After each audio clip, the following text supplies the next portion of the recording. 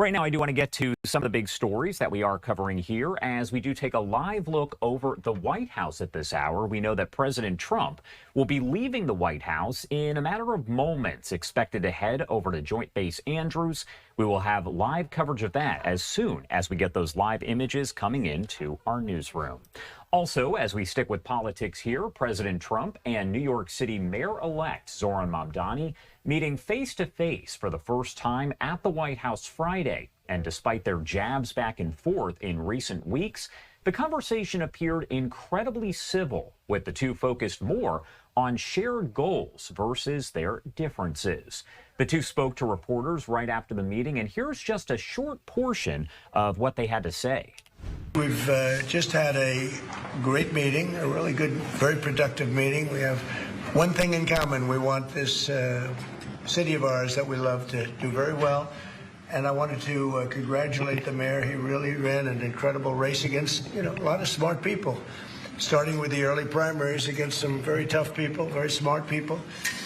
And he beat them easily, and I congratulated him. I think both President Trump and I, we are very clear about our positions and our views, and what I really appreciate about the president is that the meeting that we had focused not on places of disagreement, which there are many, and also focused on the shared purpose that we have in serving New Yorkers.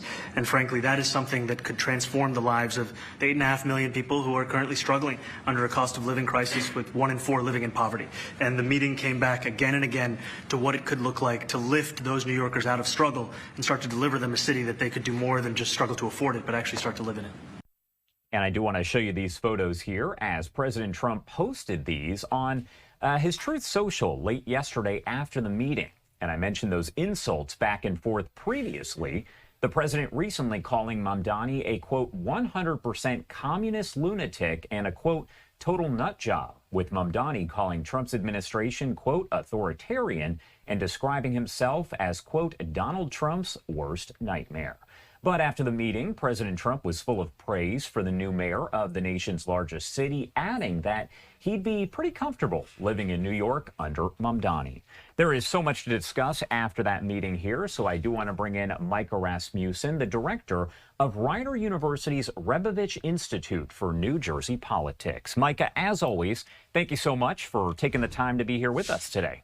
Thank you for having me, Josh. It's great to be with you. Of course. And first off, I do want to ask you kind of the overall question here, your thoughts about what we saw during that press conference after the meeting between the two.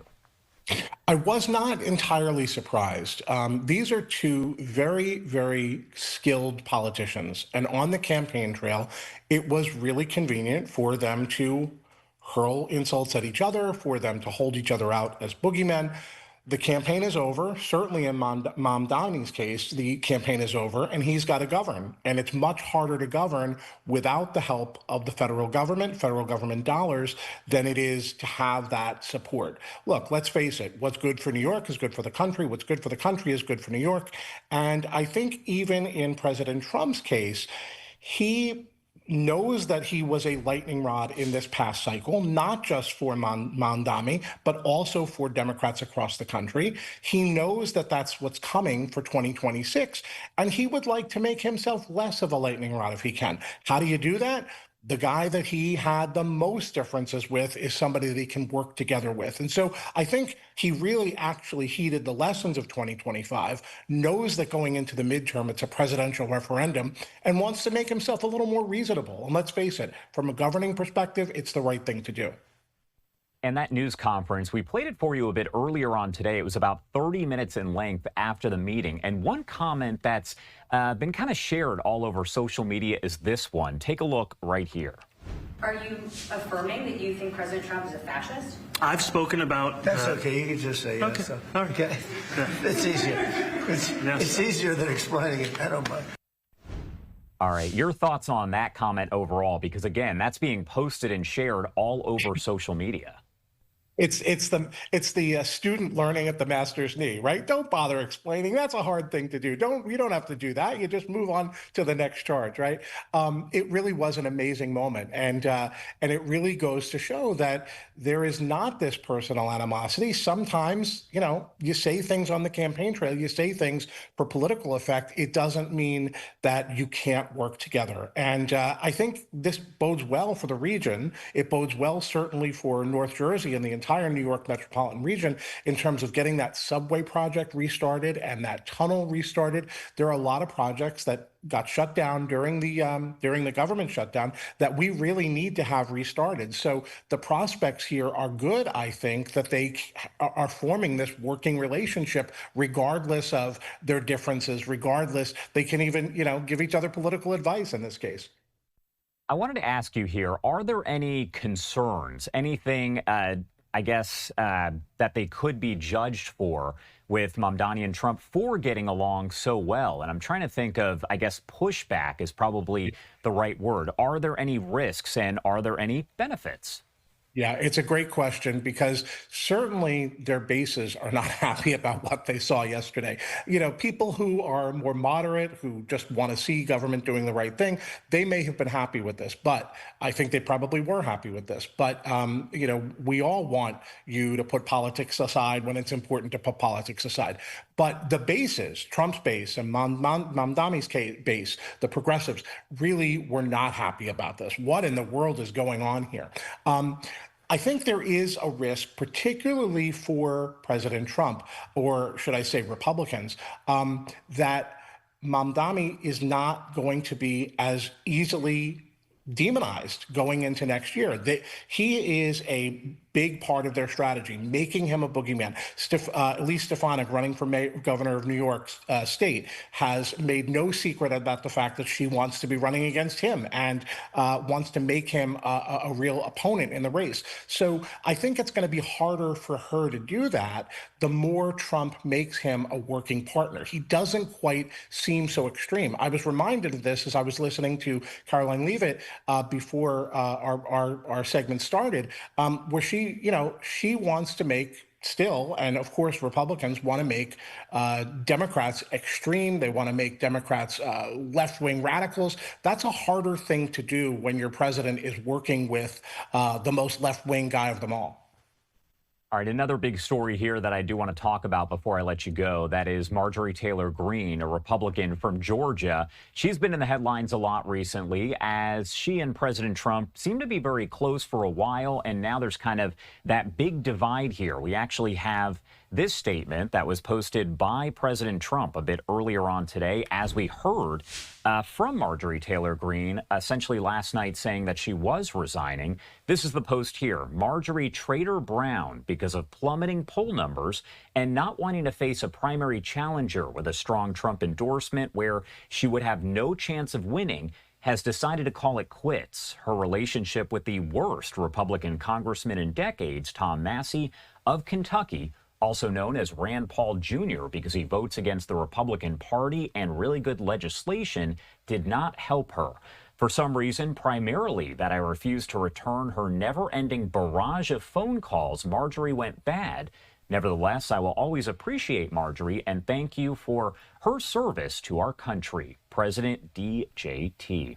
And of course, Marjorie Taylor Brown calling her that. He did say essentially that grass is green and then turns brown when it rots. Now, in that announcement from Marjorie Taylor Greene, she had a lot to say. It was pretty lengthy, but I want to play a quick portion here before we discuss it.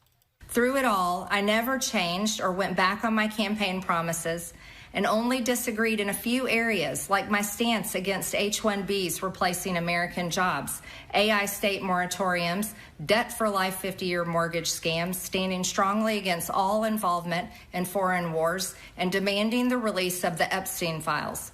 Other than that, my voting record has been solidly with my party and the president. Loyalty should be a two-way street, and we should be able to vote our conscience and represent our district's interests because our job title is literally representative.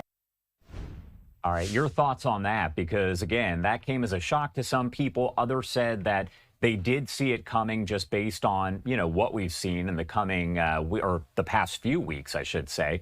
What do you make of all of it? Well, I think she maybe flew a little too close to the sun.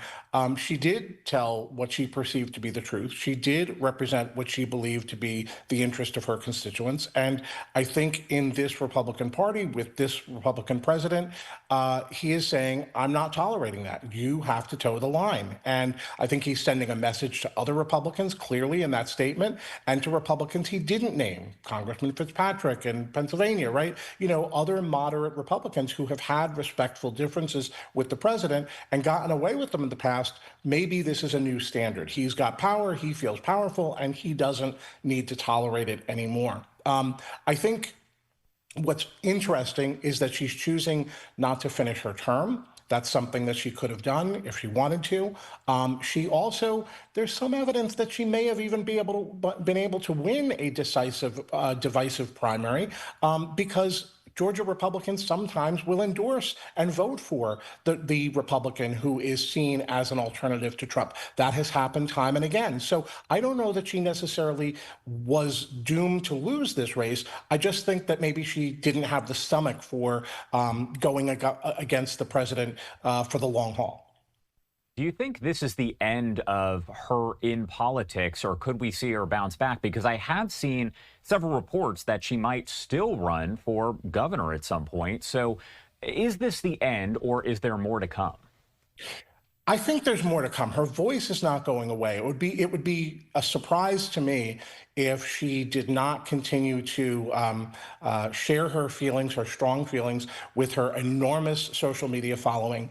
And I think that at some point she may be tempted to run again. I've actually seen some speculation, which, could certainly be plausible to me, that she sees a very tough election cycle coming up for Republicans, and she wants to be there to pick up the pieces. She doesn't want to be a part of what may be a big midterm bloodbath, but she maybe want to come back after that and help pick up the pieces. So we'll see what happens, but I don't think we've heard the last of her for sure. All right, Micah, thank you so much as always. A lot of topics here that we did cover and still could cover. Anything we missed, anything you want to add about any of this before I let you go? If you are good, I am good. We could go, as you said, we could go on all day, but I think we've covered the big news of the morning. Yeah, we definitely could go on for a while. Thank you again for being here. I appreciate it. Thank you. Take care, Josh.